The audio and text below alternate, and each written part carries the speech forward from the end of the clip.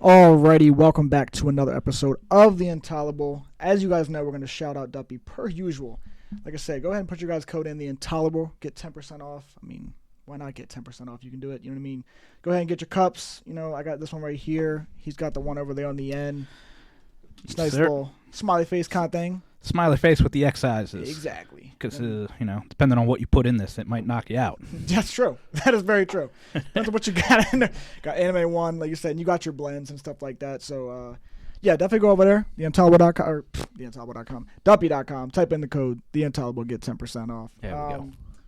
So, yeah, man, just figured we'd start off talking about just how the playoffs are going so far. I know we kind of did on the last one, but the problem was, like we had talked about, face got cut off. Yeah, my face was kind of like all the way off in the cut, so it looked like a ghost was talking. So this is new for me. We've turned the desk, and now I'm facing more towards the camera, a little bit less towards you. So a little bit of growing pains here. It's feeling a little awkward at the moment, but I'm sure I'll get comfortable in a minute or two. Yeah, it is probably definitely a little bit of a difference. What it used to be. I just figured it'd be a lot easier that way. Like the camera for sure is going to get you, and you're not getting cut off. I don't want. It makes more sense. Yeah, now they can actually see our faces. Where most of the podcasts we were doing, they were just seeing like the side of my face. Right. Yeah. So they can see my obnoxious face when I laugh and make inappropriate or ridiculous jokes. I was talking to John Cena. Can't see me. Well, my time is now, and here I am. And here he is, and here we are, bringing more content to you guys. So be sure to stick around. Like I said, we're just going to talk about some football stuff, and then kind of just go down the rabbit hole. But, so far with the playoffs, man, have you liked it? Have you enjoyed it? You think? Yeah, I have. I thought the games have been really good. Mm-hmm. It's kind of gone the way I thought it would. Not the way I hoped it would, but kind of the way I thought it would. Right. I know...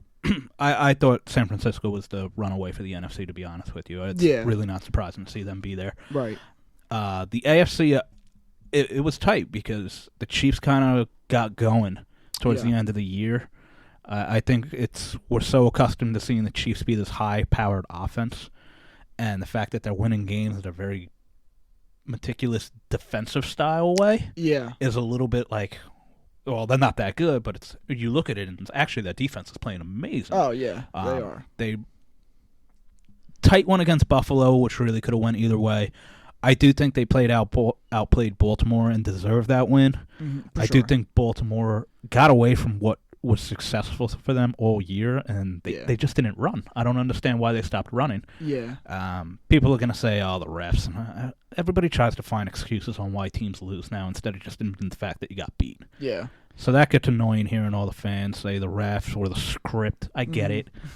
The script wasn't. The script is in. And like, I mean, guys, come on. Like, at the end of the day, yes, it's entertainment, so that's why there's this gray cloud above the NFL now where, the script is in, they wanted Taylor Swift in. Yeah, the NFL probably saw the potential money-making that would bring in. Plus, I mean, it's exposing such a new era of fan. Yeah, the audience. I mean, you have young girls that are watching football now because Taylor Swift might be on TV. Like, right, yeah. I don't think, we're old-school fans, so we watch football anyway. Yeah. And that's what most of the fans in the NFL have been. Right. We don't realize just how big this woman really is. Like, I didn't realize the impact she has. Oh, yeah, she's massive. On the general young female and male population. It's astounding. It's blowing my mind. Yeah, dude, she puts numbers out there.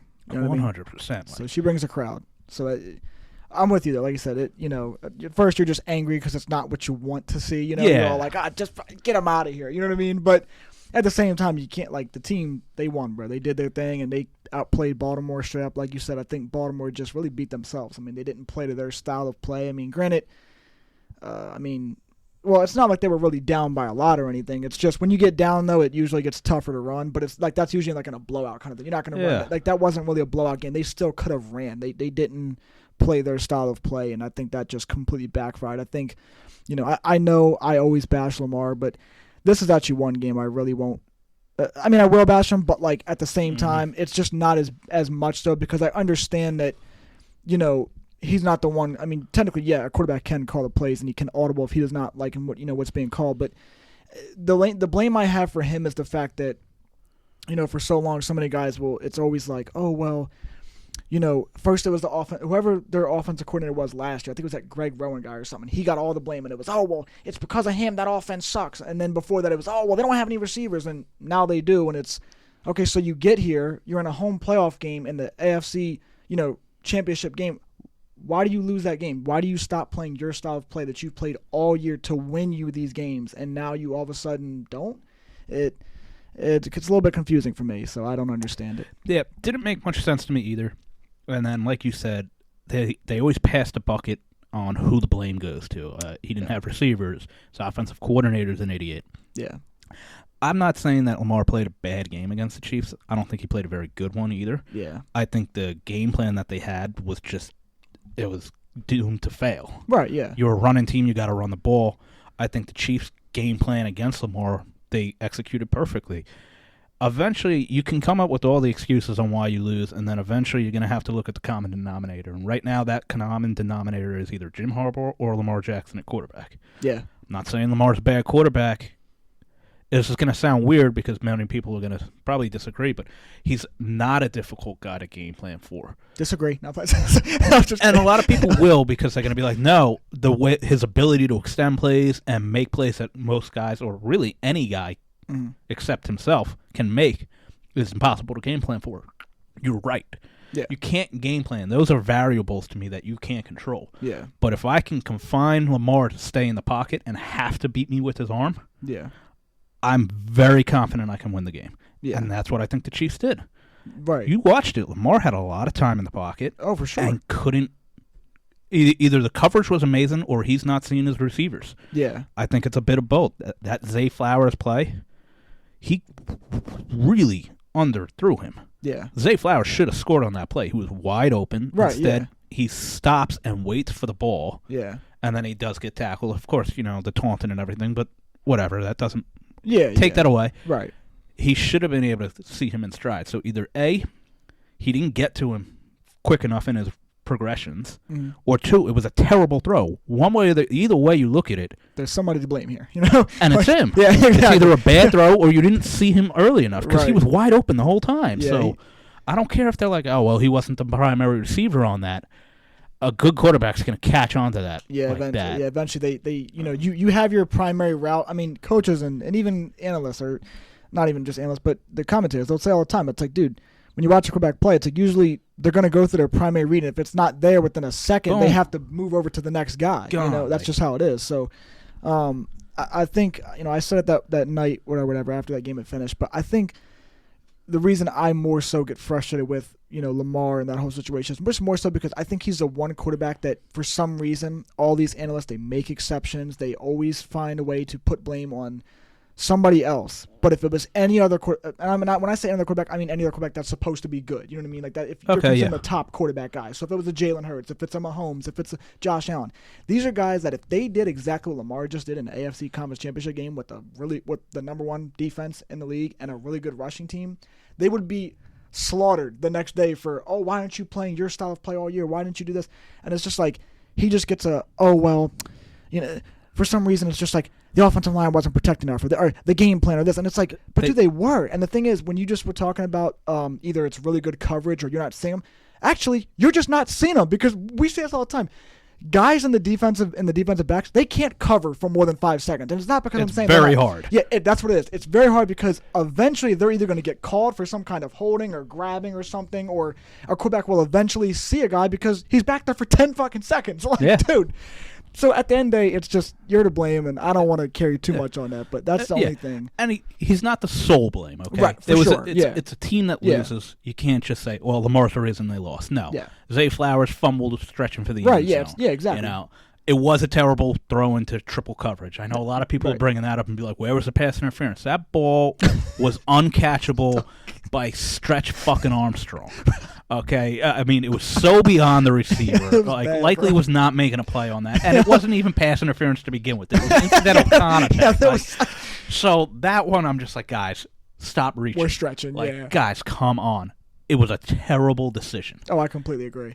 If I was a ref, I'd be like, you deserve to get an interception here. Oh yeah.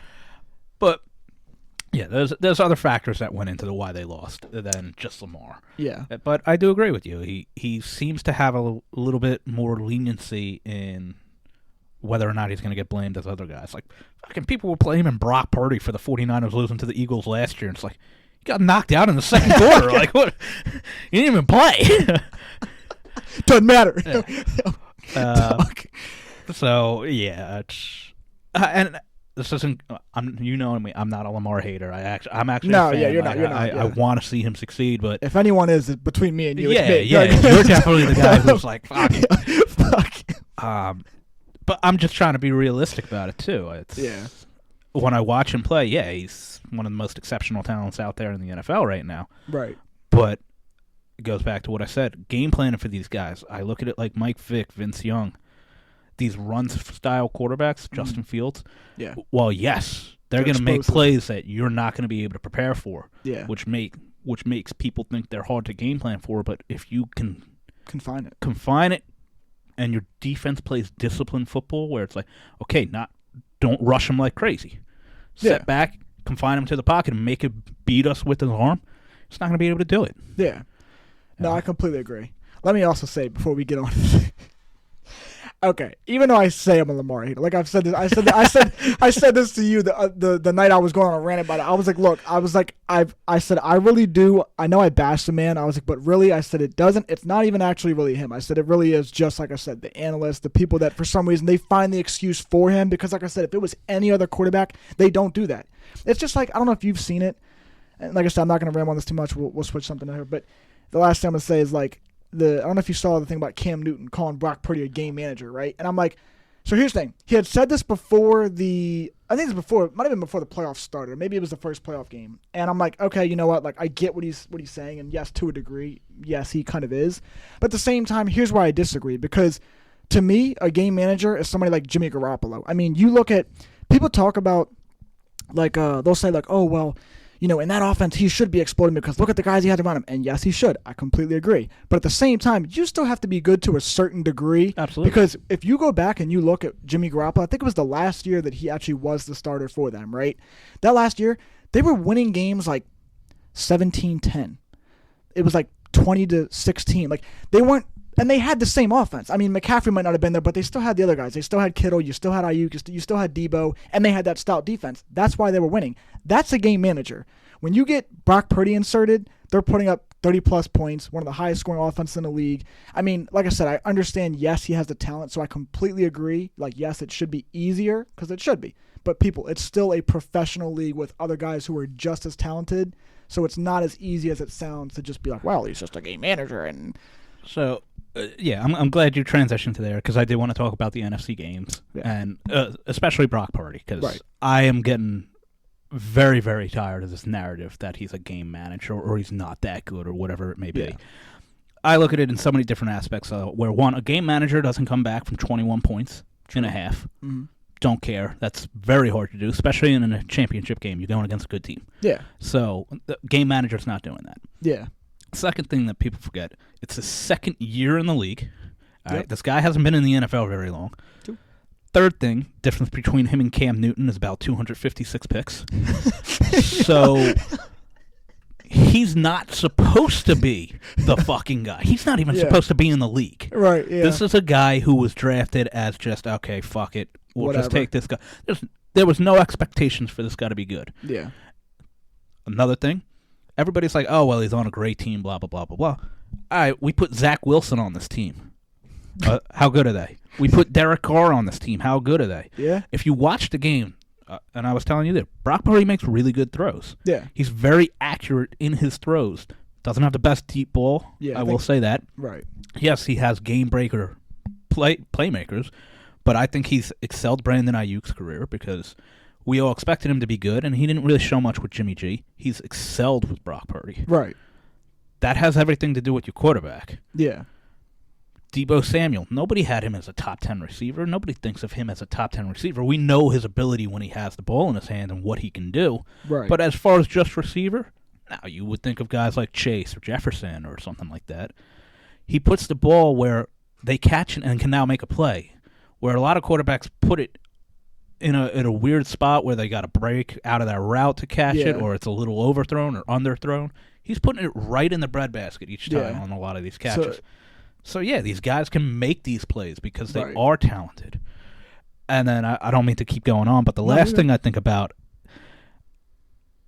it's a very similar situation, Brock Purdy situation. And now you didn't get to watch this because you were too young. Okay, hit me. Kurt Warner in 1999 with the Rams. Yeah. Everybody says Kurt Warner's a Hall of Famer, and he was the reason the Rams were so successful.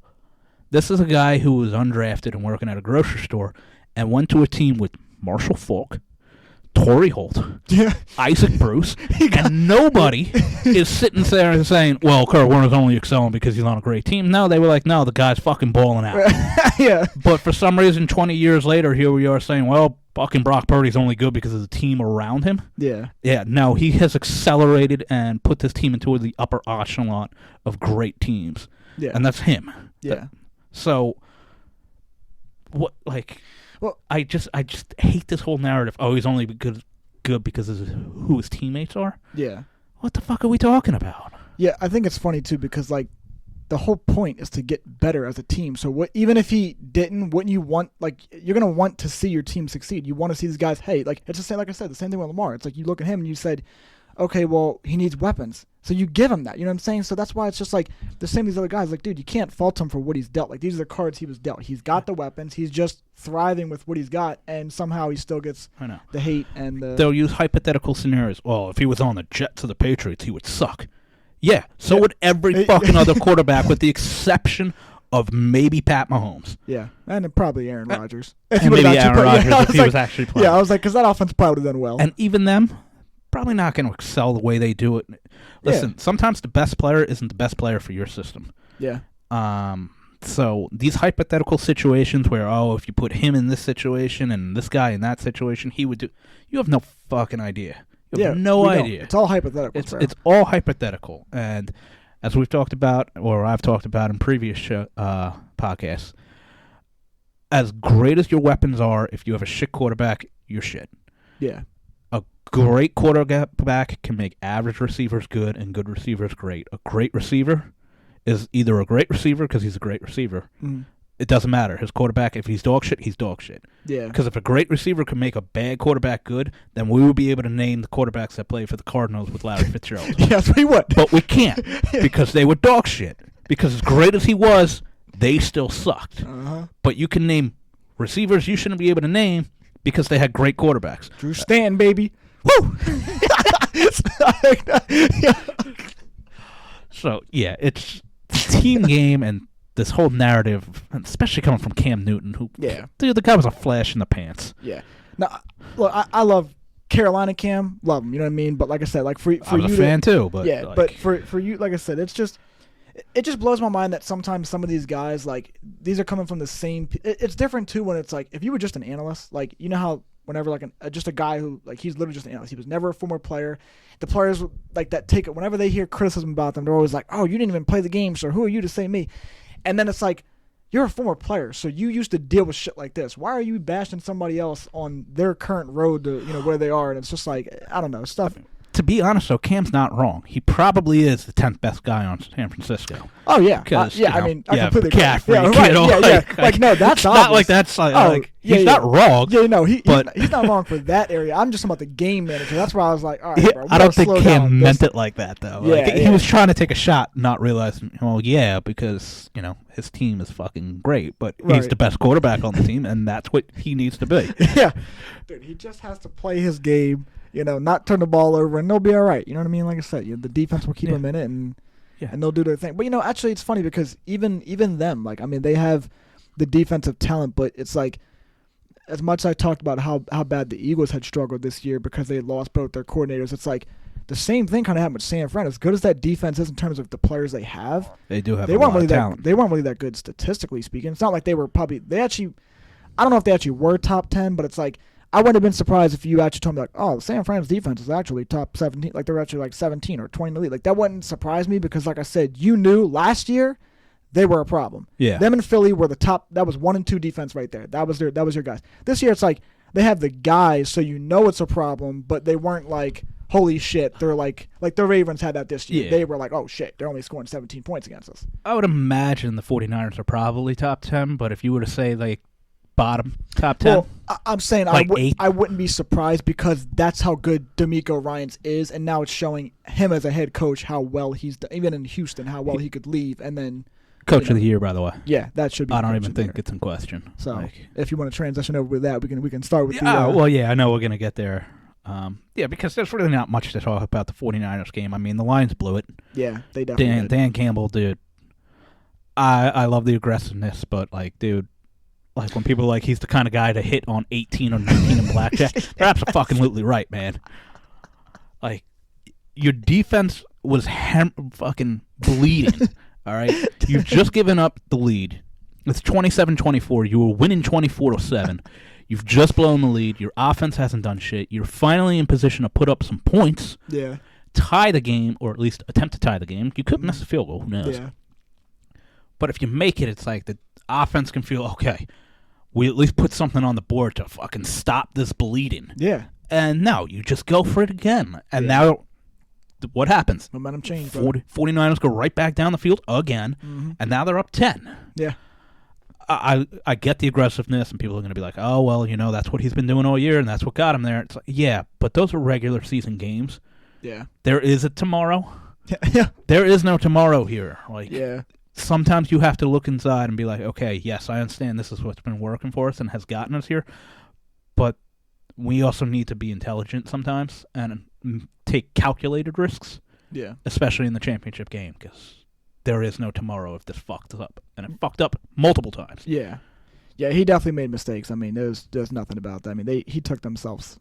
He is the sole reason that they lost that game, honestly. I have most of the blame on him. Yeah, I don't think I mean, I can't really blame. I mean, yeah, you could be like, oh, well, the defense did a lot, but it's like, dude, but when momentum shifts, I mean, that's not even. You could have the best defense in the league. When momentum just changes like that, brother, I don't fucking care. It's just gonna flow. I mean, yeah, you went for it on fourth, and I won't blame him for the drop the first time. Oh, yeah, they went for it on fourth, and Reynolds dropped the ball. Yeah. Okay, so yeah, the play actually worked. Receiver dropped the ball. Right. Then on that ensuing possession, Ayuk makes that circus catch where the guy should have made the interception. Yeah. Okay, you give up the touchdown. Damn. And then on the very next play, after the kickoff, Gibbs fumbles and gives the ball right back. I mean, 14 points. Bam. Bam. That is a haymaker. That's like so laughable though. Like if you were San Fran, you know how funny that's got. Like to be on that side of it. Like, bro, what are the odds it pops off the helmet? I know. And you goes through his hand, hits him in the face. Like when you're if you were, like I said, if you're a San Fran fan, it's like, dude, that's when you just know.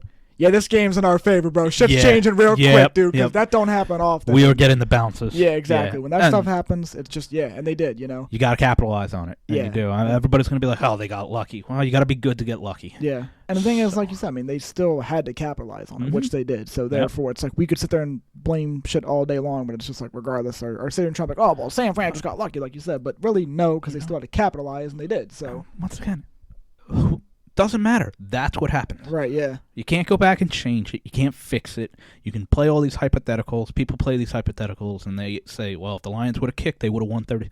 No, because if they kicked that first field goal, everything from after that now changes. Yeah. Everything. Because now the 49ers don't have the ball. They don't throw a deep bomb, and the ball doesn't bounce off the guy's face because they're not in that position. Yeah. It's a completely different game. Plus, I actually was, because I fell asleep earlier in that game, but I was also like watching it back whenever I realized too, even with the field goals, it's like apparently I think San Fran missed a field goal in the beginning, so therefore also like San Fran would miss opportunity. I mean that was a missed opportunity there. So like it all is hypotheticals, It's the butterfly effect. Yeah. If you go back and change a certain outcome or a certain play, everything from after that point changes. Right, exactly. Everything. I don't care if you're saying, well, if they would have got the first down, then everything changes. Yeah. Because now whatever happened after that doesn't happen because you're in a different situation. Right. So that's why I never was big on hypotheticals. I was never big on what ifs because it's all in the mind, bro. It's concocted in our brain on believing what we think would happen, but we have no idea, and there's no guarantee that any of what we think would have happened. Yeah. So you just gotta take it at face value. Right. One more thing before we transition to the awards and stuff, but What's your picks? And we'll make our both picks. But what's your pick for the Super Bowl? What you got?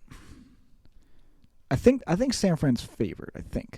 I think they are, and I think San Francisco pulls it out this time. I hope, bro. I hope. Yeah. Actually, wait. Can I say this before I forget? I saw this video tonight. I thought you would like this. This dude was doing a conspiracy theory. You know how we were the colors and stuff, right? Yeah. So he was going on that, and he goes, so actually, he goes, I thought about it, and he goes, and what do we call it? He was somehow, because it's a leap year or whatever. He was yeah. So you saw, yeah. So it was just dope because I was seeing it. I was like, bro, that's actually kind of fire. Like, it makes a good point. Leap year this year, yeah. I was like, I should have thought about that. No. But my fault. So back to what you were saying. Well, they're both red. 49ers and Chiefs are both red, and a lot of red makes purple. Yeah, that's true. Yeah. It's all conspiracy, right? Here we are. Guys. And, just to talk a little bit about that, we've said it before. It's not that it's scripted where it's like, hey, man, Chiefs are winning, by the way. Like, yeah. But, yes. It's just like is there, hey, can we... Yeah, is there possible manipulation that happens to help benefit a certain team to possibly win? Just ask the Saints. Yeah. And that pass interference call. Yeah. I think so. And in a close game, it's going to be easier to do it, but it's also going to be, put under a microscope, like the Ravens fans are doing with all these, Kelsey was taunting. Yeah. Two big differences in the taunting is when, if you go like that, signaling a first down and you're near a guy, and maybe if it's kind of in his face, it's not that big, but with Zay Flowers pushing the guy down and then spiking the ball and flexing over him, a little bit of a difference. And if you can't see that, then, you got to go to your fucking doctor and get your eyes checked, because there is a difference in that. Are you blind? Shit talking between each other, that happens. It's part of the game. Right? It's part of the game. But, 100%. When you physically move a guy and spike a ball and then flex over him, they're going to call that. Right. He's young. He'll learn. Right. Yeah, for sure. He definitely will. It seems like he's got a lot of potential. I think he'll do good, And once again, not the reason they lost the game either. Right. Yeah. Not the reason Plenty they of lost the things game. we could point around and blame. Jesus. So you got San Fran in this game. I do. I think San Fran takes it. One score game, I'm assuming? I think it's going to be a really close game. Okay. It's going to come down to not who has the ball last, but just the defense that steps up and makes a play. Yeah. And I just think San Francisco, I think Kyle Shanahan has kind of evolved a little bit, learned from his past mistakes. Yeah. So I think he'll call a good game. It'll be close. Yeah. I could see, honestly, like a 27-21, like a one-score game. Yeah. I hope it doesn't come down to like a last-minute field goal. I kind of hate when games end like that. Right, yeah. It's like anticlimactic to me. Yeah. But, yeah, it'll be a tight one. But if I was a betting man, I would say I would put money on the Niners. Okay, yeah.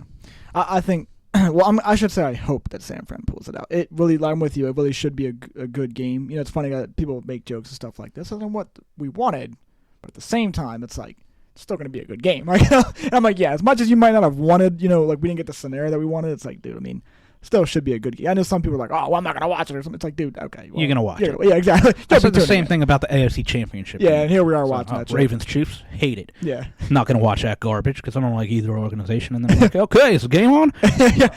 We're all full of shit. Yeah. I was actually pulling for the Chiefs. This. Yeah, I know he was. And for once, he sat there and watched me be like, Lamar, come on, run! He's actually rooting for the Ravens. Jumped on Lamar's bandwagon. I like Lamar. I want to see him. It sucks. I want him to succeed, but at the same time, I never want him to succeed because he's on the Ravens. Go to a different team, Lamar, and then I'll be all for you. As long as it's not the Cowboys or Eagles. You want to hear? So I'm gonna make a crazy prediction here. I think the Super Bowl MVP will be Fred Warner. Yeah, that's a bold prediction. That is a very bold. I think he makes a massive play in the game that may be like that was the reason they won. I'd love to see it. I'd love to see it go to somebody other than a fucking quarterback. And I think it'd be insane because when you think we talk about this. Fred Warner is he's a stud, bro. He's a standout linebacker. Yeah, something about San Fran and just linebackers, bro. I know. We talk about this all the time. Certain teams they either draft or they get guys in, and it's just they do it so well. And Green Bay and their quarterbacks, San Francisco and the linebackers. Cleveland and not getting their quarterback. I mean, there's certain things that flow. Pittsburgh and finding a receiver. Like, yeah. It's just fucking crazy. Yeah, it's definitely crazy. All right, so we will transition to MVP. So who do you, like I said, top 5 guys we have is Josh Allen, Lamar, Christian McCaffrey, Dak, and Brock Purdy. It's going to Lamar. Right. It shouldn't. If it was up to you, who would you go with? Honestly, it's just such a subpar year. I don't really think there's been like one standout guy. Except for one. If you said, Dev, your vote on who you think should be MVP, I'd probably actually give it to Josh Allen. Yeah, I know. That's going to be a very unpopular opinion, and I don't mind people disagreeing with that because I'm not vehement about it. Yeah. Like, I'm not like, no, it's fucking Josh Allen. If somebody's like, no, it's Lamar, it's like, yeah, it's going to Lamar. I've accepted that. It's going to Lamar. Somebody take it. It wouldn't be my vote, but I totally understand why it's going to him. The only reason I would say Josh Allen is because I really think without him, the Bills don't even make the playoffs, where I can actually see the Ravens not being the team that they are with Lamar. Don't get me wrong, they wouldn't be. But they'd probably still be a playoff contending team. Yeah. Just because they're such a good run team and they have the best defense in the league, where the Brock Purdy effect, the team helps them win. Yeah. Same reason people don't want to give Brock Purdy the MVP is the same reason I don't want to give Lamar the MVP. He's on a solid team. Any running back they had was playing great. Keenan Mitchell played great. Gus Edwards played great. Like, you name him. It's kind of crazy because they really did rotate to like 6 running backs. They rotated a lot of running backs, and they all played well until they got injured. And now Lamar also is a big factor in their run game as well. So that's why I'm saying they wouldn't be 13-3 or whatever the hell they went without Lamar. Yeah. But you look at a lot of his games. You talk about game managers. That dude was a game manager. Right. It's weird to say that because we know of his explosive playmaking ability. Right. But with the exception of the last 2 games of the year, the guy was pretty fucking run of the mill. I would say he probably had like maybe, I don't want to say I'm just saying when I say stand out, I mean like ridiculous, like 4 touchdown plus kind of games. He probably only had like 3 or 4. Yeah, the 49ers and Dolphins, which, 2 playoff teams at the end of the year that they kicked the shit out of him. They did. And he looked great doing it. Yeah, so. Unfortunately. Yeah. But, Josh Allen, the team skidded to 6-6, and then that guy just kind of took over. Well, I think it helped that they also really started realizing, too, because, we know this all. It's his biggest problem is that when he gets in that mode of, like, I have to be Superman, I have to put on my... That's when he becomes Daniel fucking Jones. Yeah, he's very turnover prone, and that's the biggest, gripe with him. But this is why I say is one. I don't want to, like I said, I know this is why this is why our podcast will go to like an hour and 30 minutes because one thing leads into another, and then just down the rabbit hole. But I was talking to Ryan about this today because he was doing this franchise with the Titans, and he goes, what do you think Derrick Henry will go? And I was like, dude, I'm telling you right now, I was like, I hope and pray to God this man goes to Buffalo. I was like, I couldn't think of a more perfect scenario. And I know some people might be like, what the fuck, Buffalo? But like when you really think, like I know, and some people might be like, oh, they already have James Cook, it really doesn't matter. But it's more so, we saw Derrick Henry get these split carries with Tajee Spears. If there was ever time to get split carries, Buffalo makes more sense. You have a guy in James Cook he's more of the speed factor. He can let him get y'all down the field. You don't have to run Derrick Henry every single time, but who do you want when it's December and it's fucking cold out and it's snowing? Yeah, do you really want to tackle Derrick Henry? No. I don't want to tackle him when it's September and warm out. Yeah, like, I'm just saying it's even worse then because you're like, Jesus. Can't feel your fingers. Yeah, I'm like. Arms ain't working right. My shoulder's dislocated. Like, my back. Broken. He broke my back. Dude, I couldn't think of a more perfect. And if they get him, I think that instantly makes them like the biggest threat in the league. And I know that sounds like crazy already to say that, but like, dude, we saw how important that running game was when they started doing that with James Cook this year and how they started to transition as a better team. I mean, I really don't know how they folded against the Chiefs this time around. I don't. No Gabe Davis.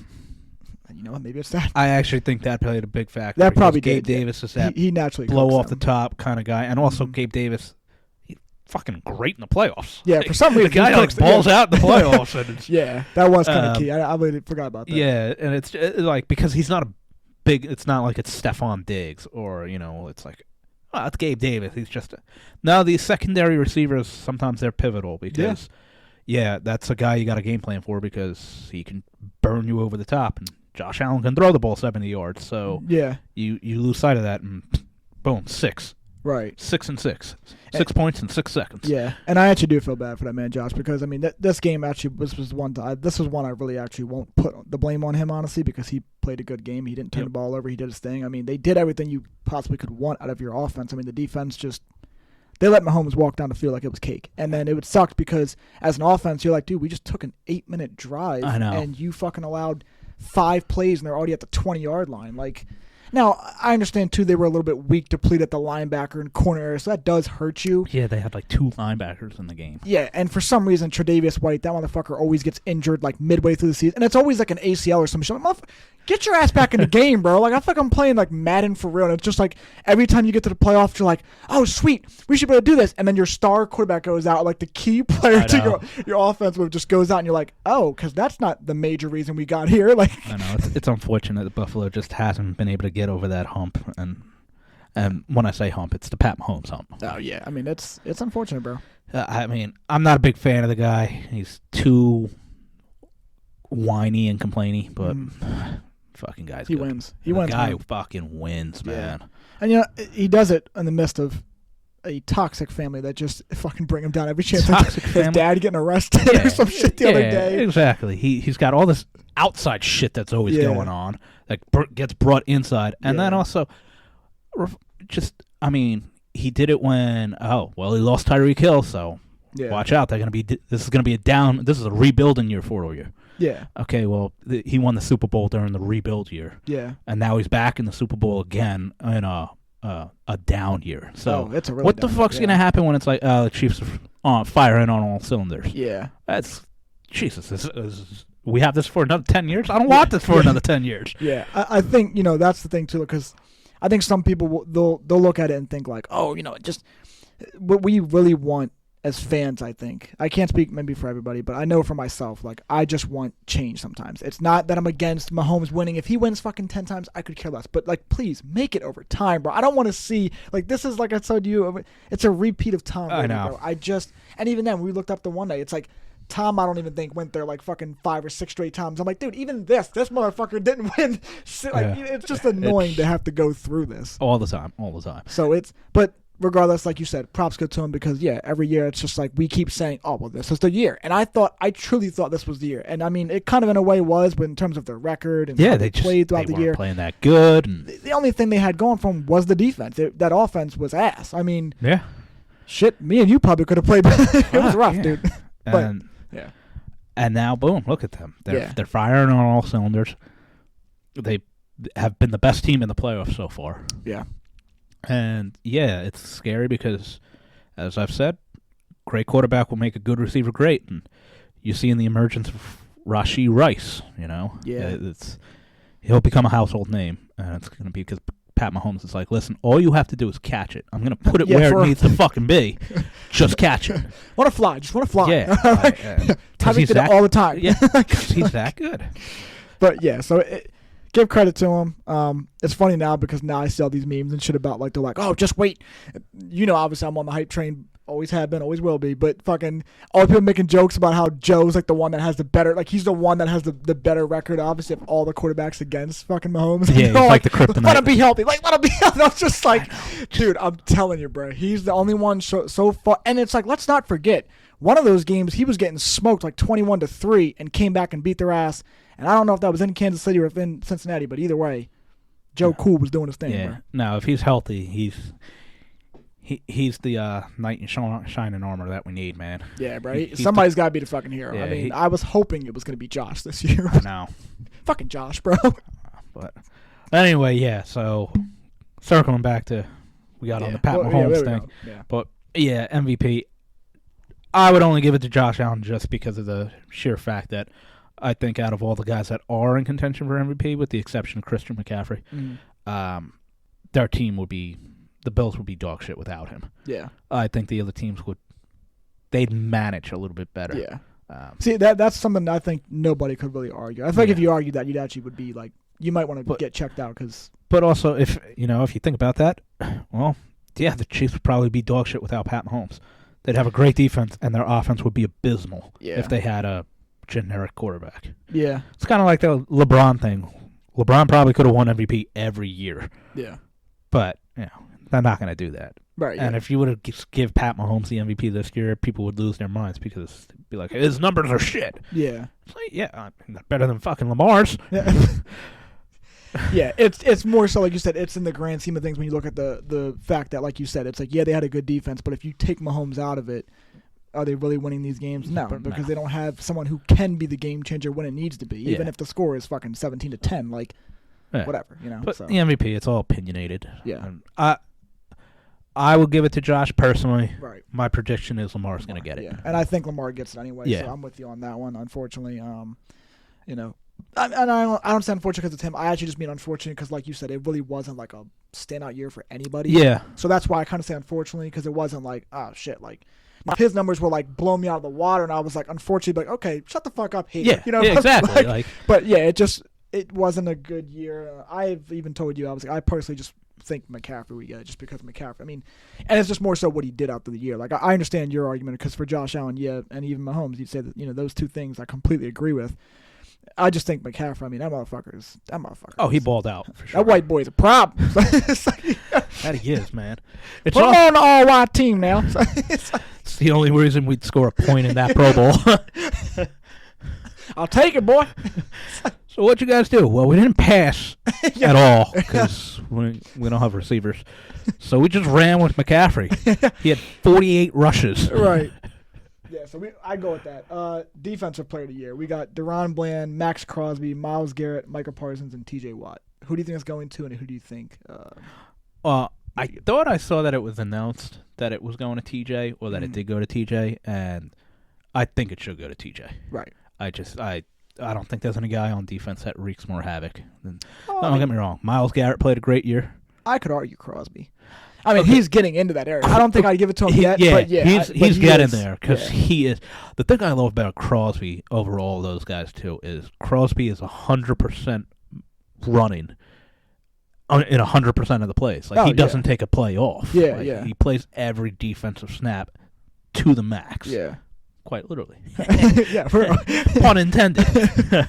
Puns intended around here. Yeah, he's definitely deserving to be in consideration. The only reason I give it to TJ is because TJ just does other things. Yeah. He'll deflect balls, he'll get interceptions. Yeah, TJ is pretty. I mean, he's just a fucking animal, dude. He's. If you look at Pittsburgh, you actually go, dude. So who's your team? And then Mike Tomlin goes, TJ Watt. Yeah, it's like that's it. he really is a remarkable talent. Myles Garrett was playing so good, and then it seemed like he kind of fizzled out at the end. Deron Bland, I think he's really only up there because he had the 5 pick sixes, which is kind of NFL history. It's unreal. Yeah, but once again, take that away. It's not like you really. Yeah, the guy would also get torched because opportunistic corners. Which, he learned from Trayvon Diggs. So yeah, exactly.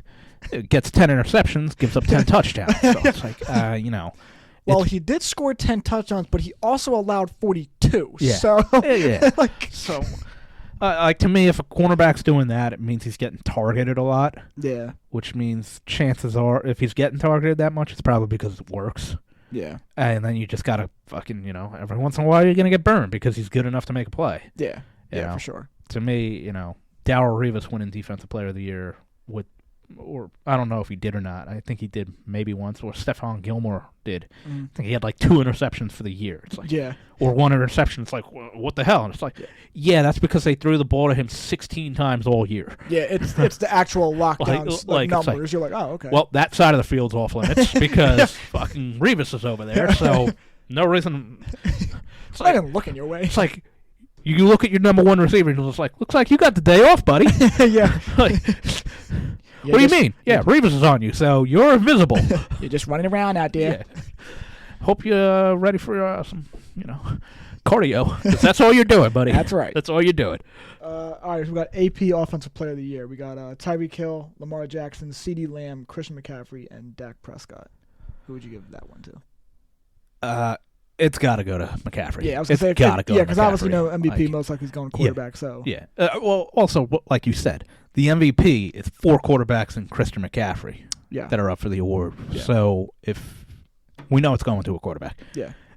if you're up for MVP consideration on offense, yeah, you're definitely the offensive player of the year. Yeah, the only person that would come close would be Tyreek, just concerning because of the numbers he did kind of put up. It is insane to think about it. I mean, I know he's going to break away speed, you know what I mean? But it's just like, dude, that motherfucker damn near. He was on pace like 6 games in to be like a 2,000 yard season. He didn't get it, though, right? He didn't get 2,000, right? Oh, I don't think he did. I don't know what he actually finished with. I just know that in general, the way he stopped, I was like, Jesus, bro. Yeah. Like, I was like, you're only 4 games in. Like, you're already at 800 yards. Relax. I was like, jeez, dude. I think if he would have got to 2,000, and I don't know how many touchdowns he had, but whatever it was, let's just add 3. Because that would put the number insane. Like if he had 16, if he wound up with 19, and then 2,000 yards, then I'd say, he's probably going to get it. Yeah. But McCaffrey literally scored a touchdown every game. No, it'll go McCaffrey. I was just saying if there was any other person that would be deserving of it, it would probably go Tyreek's definitely number 2. Tyreek's definitely Tyreek. number 2. So I don't even know how Lamar's up there, to be honest with you. Yeah. That doesn't make sense because he's in the middle of the pack when it comes to passing yards and passing touchdowns. Yeah. So the next one, this would have been interesting, mid-season maybe, but then obviously it just towards the end of the season, we knew where this was going. But Rookie of the Year, offensive, we know C.J. Stroud. Oh, C.J. Stroud. Yeah, it's tough. I mean, the options, when you look at them, they're like all these guys had good years. I mean, you got, C.J., you got Bijan Robinson, you got Puka Nacua, Sam Laporta, Jahmyr Gibbs. But, like, Jahmyr Gibbs didn't pan out really. They didn't start using him towards, like, the end of the season. Sam Laporta, I mean, he really actually had a really good year for a tight end. He was phenomenal. He had a great year. Actually, I feel bad for Laporta and Puka Nacua because they put up historic numbers for their position as a rookie. Yeah. But C.J. Stroud, I wouldn't even be surprised. If he got an MVP vote, I'd be like, I can honestly say that's not he's not undeserving of an MVP vote. Yeah. Now, this one's actually tough. This next one, Defensive Rookie of the Year, because these options, honestly, I'll be honest, none of them really stand out to me. They're good players, but none of them, like, to my knowledge, stood out like, oh, they were having that good of a year. But Will Anderson, Jalen Carter, Joey Porter Jr., Kobe Turner, which is a corner from the Rams, and then Devin Witherspoon. My option or my pick would probably be Devin Witherspoon from Seattle because I think I know early on, I remember he really made like a strong impact. Like you could tell, like, he's a problem. I was going to say the name I remember the most is actually Devin Witherspoon, but that's because early in the year the guy was probably was going to be the Defensive Rookie of the Year. Right. He was playing good. He might have got injured or something like that for a couple games. I stopped hearing about him as much. Right. Could have also just been because Seattle's kind of inconsistent. Yeah. And the shitty part is like, see, I wouldn't give it to Jalen Carter because we watch all these Eagle games and like, I don't even remember really hearing about him that much, even watching the games. Yeah, I don't either. I mean, Philly's defense kind of just they just weren't the same this year, so. Maybe that's just me being uninformed. Right. If I had to guess, it's probably going to be Will Anderson. Yeah, I was going to say, honestly, if Witherspoon was healthy all the year, then it'd either be him or it would be Will Anderson. That's the only two I think that make the most sense. Because, to my knowledge, Joey Porter Jr. was getting a bunch of holding calls and getting torched. So, I mean, he still has work to do. But he's going to be a good player. Yeah, he will. I mean, Pops was a good player. You know what I mean? So, his dad was a good player. Yeah, so the next one, I'm going to say this, but we know where it's going to just because of the league and where they were going, but comeback player of the year, they're going to obviously give it to DeMar Hamlin, but the options were Joe Flacco, DeMar Hamlin, Baker Mayfield, Matt Stafford, and Tua. So we know where it's already going, so we're not even going to ask that, but who do you think actually of those guys would you give it to if it was your choice? My choice, I'd give it, honestly, I'd probably give it to Baker. Yeah, yeah. Joe Flacco, he came in and played a great 4 games. Yeah. But to me, like, it's a season-long award. Yeah. And it's what you did in the season, which is why, to me, Baker, people wrote him off. Mm-hmm. He was bounced around from Carolina to L.A. And then he's prime time now. Yeah. And then, wound up with Tampa Bay. Mm-hmm. Nobody had expectations, and he obviously exceeded all of them, got the team into the playoffs. Right. Played a fantastic year. That, to me, is the comeback player. I mean, it's the same reason why Geno Smith, when he won it with Seattle, it's like he was no expectations. He comes back and he played a great year. Yeah. to me, it's still a season-long award. So Joe Flacco, to me, he just doesn't meet the requirements because he didn't play enough. Yeah. And that's my same thing with Damar Hamlin. Wonderful story. I get the NFL's going to do it because we're in a fucking PG era now where it's like, oh, yeah, participation trophies. Hey, you didn't die, guy, so his ass would have been cut. Yeah. But the backlash that the fucking Bills will get for cutting a guy that died on the field. Yeah. It sucks that it's like that because performance-wise, dude, you're not good. Yeah. You're a liability. We wanted to cut you, but we can't because we're fucking too compassionate nowadays, which is not a bad thing. Yeah, I was going to say. But it's a business. Right. And, yeah, you just didn't perform. Would you play fucking 5 plays? Yeah, I don't know if he even really did that, to be honest. I mean, if you're going to give that award out, the award is supposed to go for performance. It's supposed to be for performance-based award. Yeah. You win the award because of the performance you did during the regular season, not because of what happened to you and what you came back from. Yeah. Otherwise, that's saying to me and you, okay, well, you came back from an ACL injury and, played well, but I got shot and was in fucking, I got into a car wreck or a motorcycle accident and I was in, the hospital for a long time under, intensive care. Yeah. And I came back to my team after almost dying. Well, he's going to get the award because, well, he suffered more than you. Yeah. It's not what the award is for. It's not about who suffered or went through the more traumatic thing. It's about who performed coming back from whatever it was they had to come back from. Mm-hmm. So they're just going to water the award down. And God bless Damar Hamlin. I'm happy the guy's alive. Yeah, I know you're not saying that. I'm not saying anything like that, but he didn't do anything. Yeah, you're just mad more so that the league is going in that direction. In terms of like, dude, what do we? I mean, I said this last even when Gino got it. Like, I was nothing against Gino. Like, I'm glad he came back, but like that wasn't really a comeback. I mean, dude, you were in the league for like 12 years. Yeah, I know. That's just more of like you finally started to fucking play. I mean, I don't know what we want to say. I mean, it's like, I don't know. So, I mean, you could say the same thing about Baker this year, to be honest with you. Yeah, I mean, you definitely could. I mean, it's tough. I think the only difference is because he wasn't coming off of an injury. So I guess more so for him, it's really just the fact that he, like you said, everybody kind of rid him off, and then But he was up top and then he fell off. Yeah, it's more so the fact that he resurrected it. Where Gino was kind of more like you were just always down here and you finally got your chance and blew up. Yeah, I mean, like you had your your prime college, whatever, and that's where you got your hype, and then you got drafted early, and then you didn't pan out. Yeah, Baker's is more of a resurrection, where Gino's was kind of more of like a showing out. Yeah, right. And then the last one is Coach of the Year. So you got Dan Campbell, John Harbaugh, D'Amico Ryans, Kyle Shanahan, and Kevin Stefanski from Cleveland. So I think if it goes to anybody but D'Amico Ryans, the award should just go away. Yeah, I would completely agree. You can't argue. Like, rookie head coach taking over a bad Texans team, brings them to the playoffs. Yeah. Yeah, okay, we know what happened in the playoffs. Right. But they weren't supposed to be there. Yeah. It's the same reason why I actually said if MVP voted for C.J. Stroud, not opposed to it. Yeah. Because this is a guy who played with a bunch of rookies. Yeah. Like, the whole team's fucking rookies. They're young guys. They've won like 5 games in the last 2 years, and they were awesome. Yeah. A fun team to watch. They played really well. D'Amico Ryans has everything to do with that, getting these young kids motivated, coming out with good game plans, and playing just great ball. And then C.J. Stroud, I haven't been this impressed with a rookie quarterback in a long time. Yeah. No, he played really well this year. He just looks like, just the eye test alone, regardless of the stats. Yeah. Just the eye test. He's just a really, really good player. Yeah, he should be good for years to come. So I'm excited to see it. I love seeing, young guys come in the league and obviously do their thing and and succeed. It's always good to see. You love seeing that. So especially with, like we said, like a young team. Yeah. Rookie receivers. And the guy made it happen. Right. Yeah, it should go to D'Amico Ryans. So it's gotta go to. Dan Campbell, great job in Detroit. Yeah. Harbaugh always does a good job in Yeah. Baltimore. But yeah, I mean. Yeah. How could you not give it to D'Amico? Yeah, that's what I mean. It's just for what they accomplished. It's hard not to. The turnaround from a team that had. They were like 2-win team. Yeah. Yeah. To a playoff team, and they won a playoff game. Let's not forget that. And then, so. Yeah, it's like I said, I'd give it to them.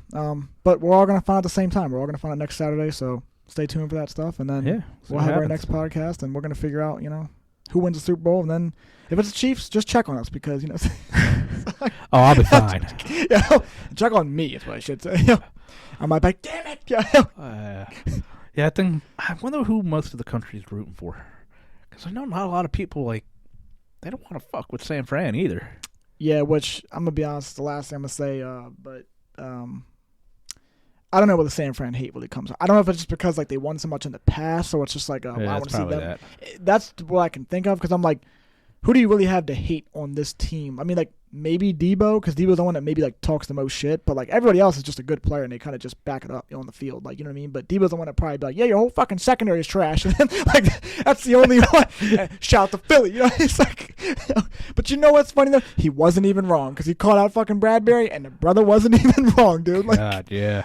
I mean, he literally said this. That's why, you know, when I talk to certain people, like certain Philly fans and stuff, and they get mad about it, I'm like, dude, but he's not wrong. Like, I mean, like, and it's like, dude, I mean, yeah, I mean, like, the frustration I have with it is just more so that it's like when I talk with Eagle fans about this, and, you know, we had this conversation at my birthday with some of them, you know, we were talking to them, and they were like, they were still saying that if Purdy was healthy, they're like, oh, they wouldn't have came back. You don't know that. I'm like, you don't know they couldn't have came back. Like, bro, it wasn't a massive blowout. I'm sorry, it was 21-7. Like, there's no way that game, within a game where both teams have really good defenses and really good offenses, yeah, I'm fucking sorry, but with a healthy quarterback, if both teams are healthy, that's anybody's game, bro. It is. I don't care if it's, oh, well, we were in a Philly. Don't fucking matter. So we just watched San Fran at home be down by 21, and they still came back. Like, bro, I don't want to hear that shit, dude. Once again, it's all hypothetical. Yeah, exactly. It's all hypotheticals, but that one is extreme, though, because it's like Philly, remember, San Francisco literally didn't have a quarterback. Yeah, like let's remember that Christian McCaffrey at one point started playing quarterback. Was playing quarterback. Like, it's not like, oh, they were down to their second string. No, they didn't. You played a team without a quarterback. Yeah. Yeah, so it gets out of hand, but I'm gonna wrap it up there. But yeah, just 'cause otherwise, you know, we'll just it'll be a rabbit hole. We'll ramble and ramble. Yeah. So it's good progress here. What we're gonna have to start doing is do like one where we do this, like football and all that, because we'll talk about this forever, and then like another one where it's more geared towards like general shit.